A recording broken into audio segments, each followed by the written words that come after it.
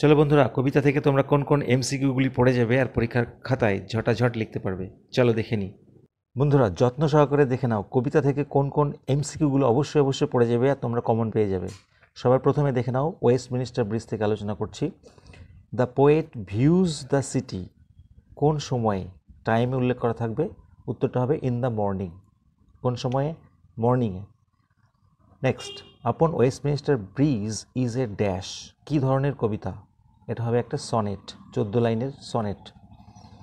The sight appeared to be dash, মানে যে দৃশ্যটা দেখা যাচ্ছে সেটা কীরকম?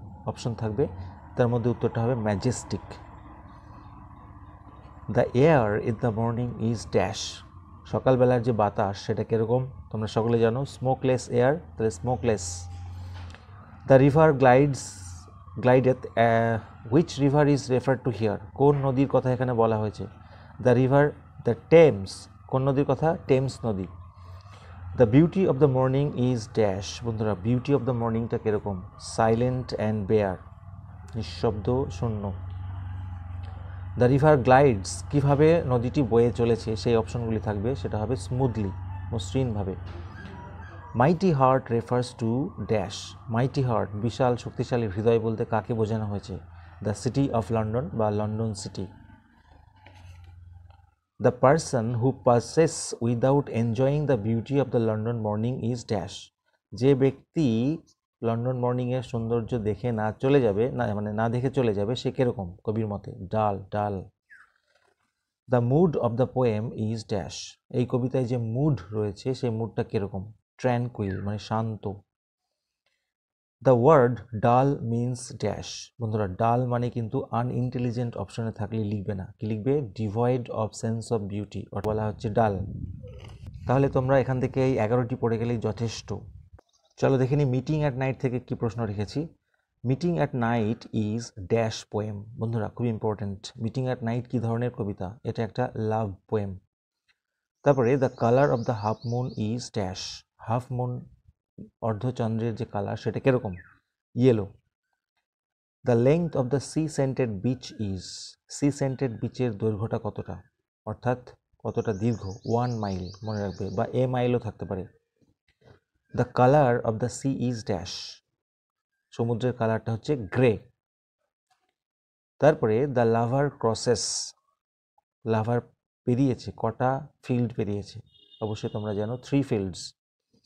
The spurt of the lighted match is dash, অর্থাৎ আলোক জ্বলে ওঠা ম্যাচের যে স্ফুলিঙ্গ সেটার কালারটা কীরকম? অবশ্যই blue. The land is dash, খুব ইম্পর্টেন্ট, ল্যান্ডটি কীরকম? Long and black. The sand is dash, বন্ধুরা স্যান্ড মনে আছে? স্লাশি স্যান্ড, তাহলে স্লাশি হচ্ছে উত্তর। দ্য বিচ ইজ ড্যাশ, বন্ধুরা বিচটা কীরকম মনে আছে? সি সেন্টেড বিচ, একদম পড়ে যাও। To announce his presents the lover dash, তার উপস্থিতি জানান দেওয়ার জন্য, ঘোষণা করার জন্য লাভার কি করলো? লাভার হচ্ছে ট্যাপস অ্যাট দ্য পেন, অর্থাৎ জানলার শাসিতে টোকা দিল। And a voice less loud, তারপরে একটি কণ্ঠস্বর কম জোরালো। The voice belongs to dash, এই ভয়েসটি কার আসলে? দ্য লেডি লাভ বা প্রেমিকার। The lady love lives in a dash, বন্ধুরা লেডি লাভসটি কোথায় বাস করে? ওই যে একটা ফার্ম হাউস দেখা গেল সেখানে, তাহলে একটা ফার্মে বা ফার্ম হাউস থাকলে farm house. The yellow light is the poet's dash, হলুদ রঙের যে আলো সেটা কবির কি প্রকাশ করছে? যে অপশনগুলি থাকবে তার মধ্যে এইটা হবে উত্তর। The guiding light for destination, অর্থাৎ গন্তব্যস্থলে যাবার জন্য পথ নির্দেশিকার যে আলো সেটাকে বলা হচ্ছে। তাহলে এখান থেকে 13টি পড়লেই হয়ে যাবে। আলোচনা করব পরের কবিতাটা। চলো দেখে নাও ব্রাদারহুড কবিতা থেকে কি আছে দেখা যাক। The poet feels that night is dash, কবি অনুভব করে রাত্রিটা কিরকম? এনর্মাস, এনর্মাস নাইট, অর্থাৎ অস্বাভাবিক বা বিশাল বা অসীম। The poet looks up at the dash, কবি কোন দিকে তাকিয়ে থাকে? দ্য স্টারি স্কাই, অর্থাৎ তারাময় বা নক্ষত্র খচিত আকাশের দিকে। দ্য স্টার্স রাইট, তারারা লেখে, কি লেখে? এভরি হিউম্যান বিংস ডেস্টিনি, অর্থাৎ প্রত্যেকটি মানুষের ভাগ্য লেখে। বুঝে পড়ে গেলে তোমাদের কোনো অসুবিধাই হবে না। In the beginning, the poet sees himself in the vast universe as dash. শুরুর দিকে কবি নিজেকে দেখতে পাচ্ছে এই বিশাল ব্রহ্মাণ্ডে কি ইনসিগনিফিক্যান্ট, তাৎপর্যহীন, ক্ষুদ্র। The poet of the brotherhood is dash, লেখা আছে না লাস্টে সামওয়ান স্পেলস মি আউট, তাহলে স্পেলড আউট হবে উত্তর। The poem is dedicated to, এই কবিতা কাকে উৎসর্গ করা হয়েছে? ক্লডিয়াস টলেমি, জ্যোতির্বিজ্ঞানী ক্লডিয়াস টলেমিকে। আই টু অ্যাম রিটেন, আমাকেও লেখা হয়। The poet is written by, কবিকে কার দ্বারা লেখা হয় বন্ধুরা? লিখতে পারো ডেস্টিনি, ভাগ্য তাকে লেখে। ব্রাদারহুড স্ট্যান্ড ফর, ব্রাদারহুড মানেটা কি, কি এর তাৎপর্য কি? ফ্র্যাটার্নিটি মানে ভ্রাতৃত্ব। তারপরে আননোয়িং আই আন্ডারস্ট্যান্ড, অজান্তে আমি বুঝতে পারি। দ্য পোয়েট আন্ডারস্ট্যান্ডস, কি বুঝতে পারে? যে the poet's destiny is being written, কবির ভাগ্যকে লেখা হচ্ছে। আরেকটি in the poem man refers to, এই কবিতায় মানুষ বলতে কাকে বোঝানো হয়েছে? বলেছে না আই অ্যাম এ ম্যান, তাহলে ম্যান মানে কি শুধু কবিকে বুঝিয়েছে? না, বুঝিয়েছে বন্ধুরা হিউম্যান বিইংকে, পুরো মানব জাতিকেই বুঝিয়েছে, যে কোনো লোককেই বুঝিয়েছে, সমগ্র মানবকে বুঝিয়েছে। তারপরে এই কবিতা আলোচনা করে নেব, দেখে নেব বন্ধুরা। The sick rose, very very important question, এগুলি পড়ে গেলেই কমন পেয়ে যাবে। The rose's joy is dash, গোলাপের আনন্দটা কীরকম? ক্রিমজন মানে ডিপ রেড। আচ্ছা ক্রিমজন মানেটা কি যদি আসে তাহলে তোমরা কি লিখবে? ডিপ রেড, মনে রেখো। The invisible worm flies in the dash, কোন সময় ওই অদৃশ্য পোকাটি ওড়ে? In the night. To the rose, রোজের কাছে দ্য ওয়ার্ম ইজ ড্যাশ, পোকাটি কীরকম? অদৃশ্য অর্থাৎ ইনভিজিবল।